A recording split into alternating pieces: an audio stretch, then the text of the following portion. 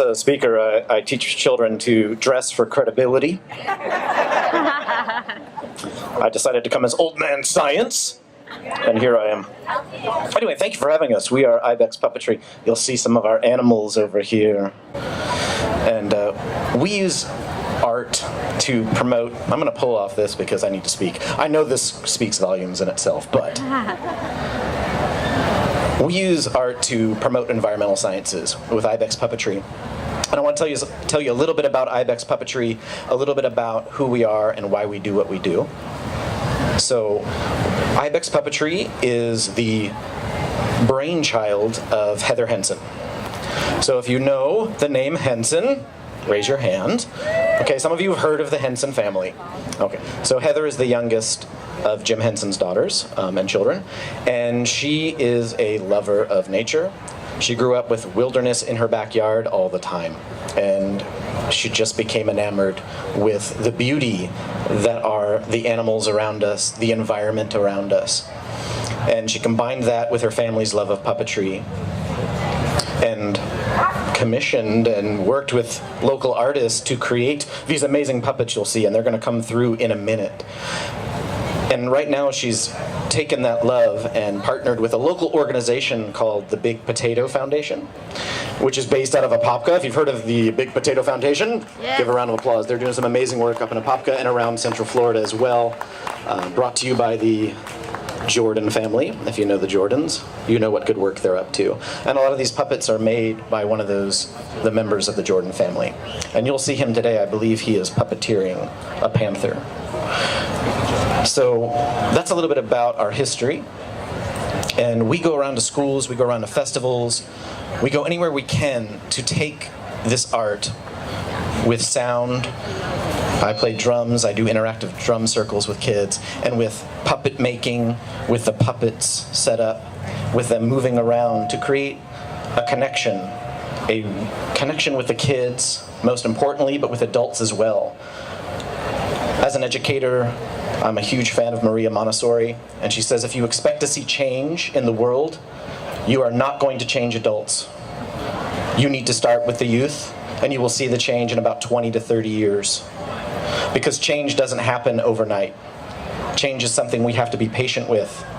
It is something we have to work with within ourselves, within our own family systems, within our own communities, within our educational structures. So we are a sort of fringe educational structure, coming into schools, coming into festivals, going anywhere we can to meet and interact with children and their families and their educators so that we can bring a little bit of just the beauty that we feel when we are in the environment, the peace and the joy and the beauty that we feel, the connection that we feel. And so with that, I'd like to introduce some of our endangered species animals. And this is where I was hoping for a podium, but I'll do without one. I'm going to try to drum and do this and balance a phone here all at the same time.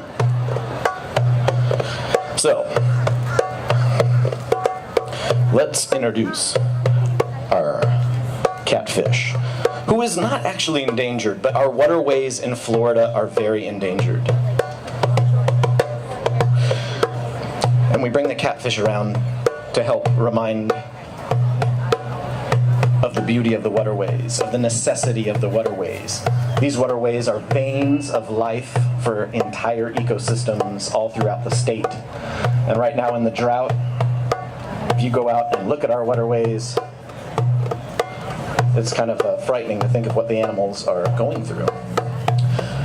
And I decided I would give one really interesting fact about each of our animals. So, the catfish here doesn't have scales exactly like most fish, but it is a hyper sensitive sense of touch. And the catfish is actually able to feel earthquakes days before they happen. So if we have scientists who are able to monitor the catfish, they're able to more accurately know when a disaster is going to come, such as that. So, if you thought that was beautiful, it's going to come around and see everyone. Give it a round of applause for our catfish.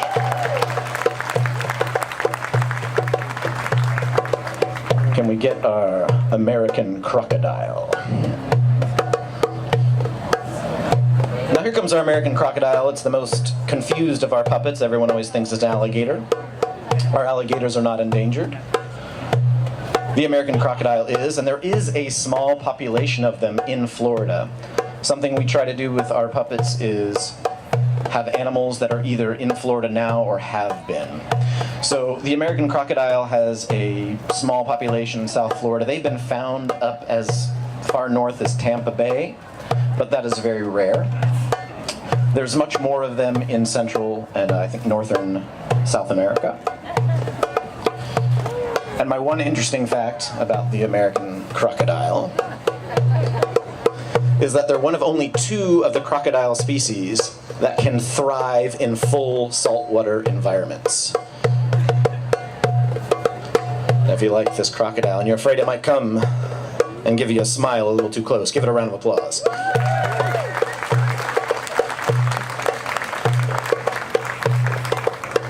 The next one I think needs no introduction, but my puppeteer probably needs me to introduce it because he won't know to come out. The Florida manatee. Now the Florida manatee, in 1991 it was established that we were down to under 2,000 that would visit Florida. And a lot of efforts were made, and some good science was used to determine some of the risk factors that were affecting them. And we currently have in the world a little bit over 13,000 of these animals, and a little over half of all of those do visit Florida in the winter. So we get about 6,500 manatees here every winter. And it's one of the few places in all of the world where you can still see these beautiful animals. And my interesting fact about the manatee is, as being mammals, they have a tendency to be extremely social. They like to be in groups, and they like to play. They play a game called Follow the Leader. So children, as the manatee comes around, if you want to copy its movements, you'll be acting just like a manatee does. All right, give a round of applause for the Florida manatee. Next up, and being puppeteered, by the way, by Mr. Davy Jordan, the gentleman who makes all these puppets, is the Florida panther.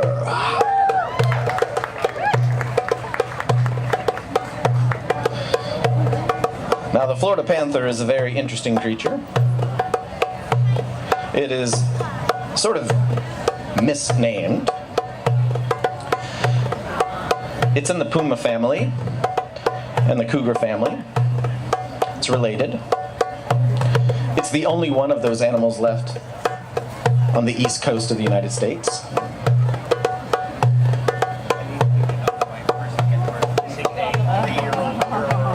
And we're going to take a quick break. And come on up. Please make your... Did we find? Okay. We're okay? All right. Thank you, officer. I was not being shut down, thank you. Our animals were not being... he was doing a wonderful job helping a lost child. So give him a round of applause. They helped reconnect. So the the panther here, as with a lot of animals, panthers and other animals have been hunted for various reasons, and is often one of their risk factors. And the Native Americans used to trade panther skins with the early settlers and the early travelers. And the early settlers thought it looked a lot like a lion. And they said, "Hey, why are you only giving us female lion skins?" And the Native Americans, not to miss out on a good joke, said, "Oh, well, the males, they live up in the mountains and they're so fierce and so dangerous, nobody dare goes near them." And that's where we get the term mountain lion. Now, these Florida panthers the male requires about 100 miles of square space. So if you imagine your yard needed to be 100 square miles, it's amazing. Now look around here and we can imagine how many people are here at this event. I put the estimate pretty high. There are only about 100 to 130 Florida panthers left in the entire state, which means the entire planet. That's a little tiny subsection of what's here right now, listening to me speak. Now, let's give a round of applause for the Florida panther.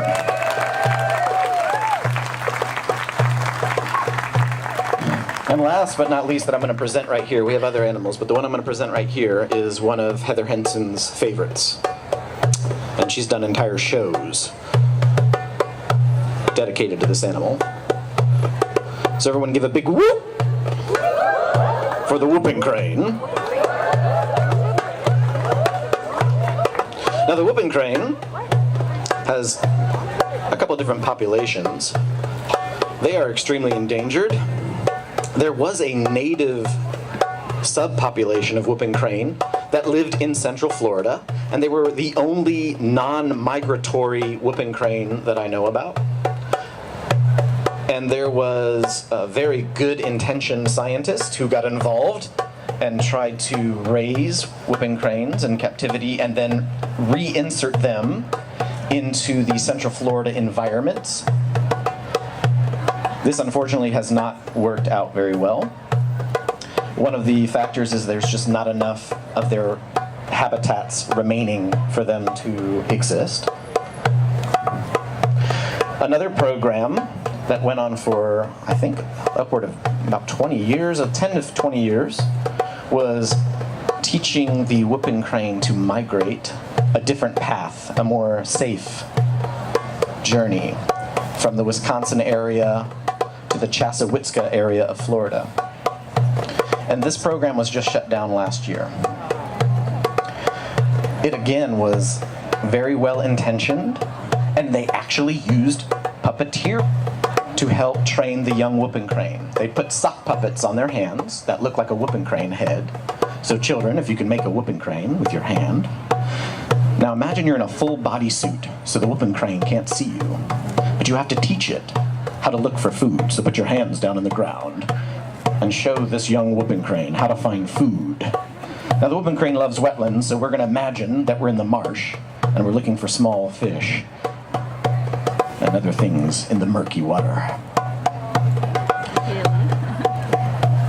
Now they were very well able to teach the whooping crane how to look for food, and they also used ultralight aircraft, so another scientific innovation to help teach them how to fly and how to migrate. And they were able to do this with some success. And before I get to the sad part of my story, let's give the whooping crane a round of applause.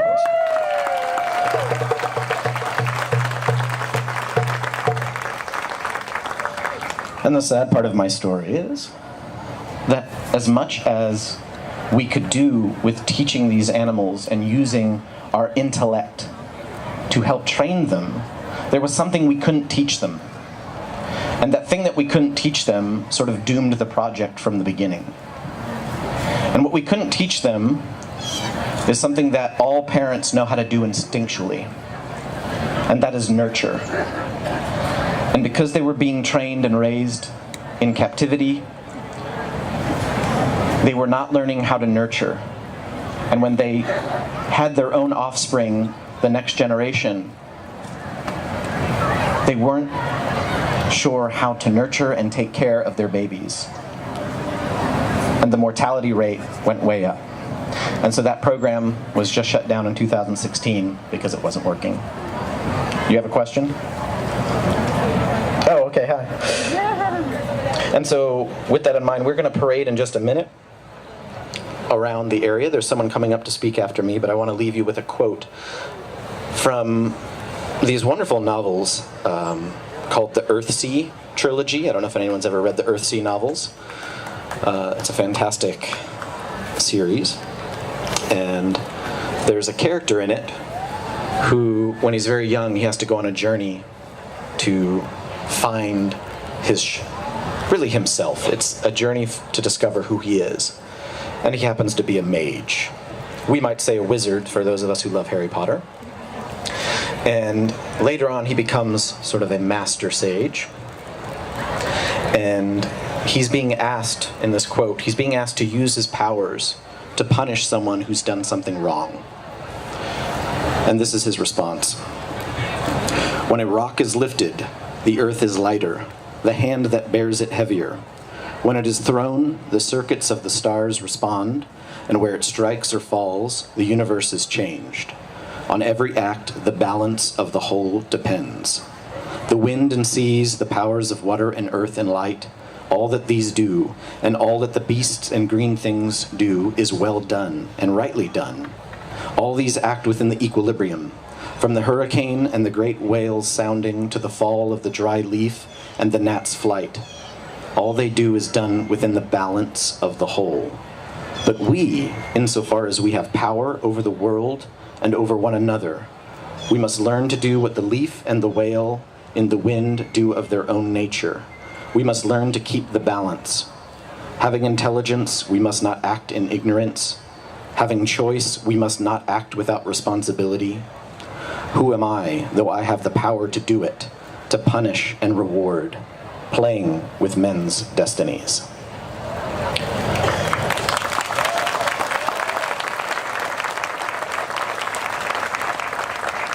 So at Ibex, we encourage you, no matter what your art is, and your art might just be science, to follow that inner path, to find how you can help promote the balance, find your connection to the nature, to the beauty of all these animals and everything that surrounds us. Beauty is to be beholden. We hope you behold it. We're going to be parading around, and there's one more speaker coming up after me. Thank you for being here and supporting this great event.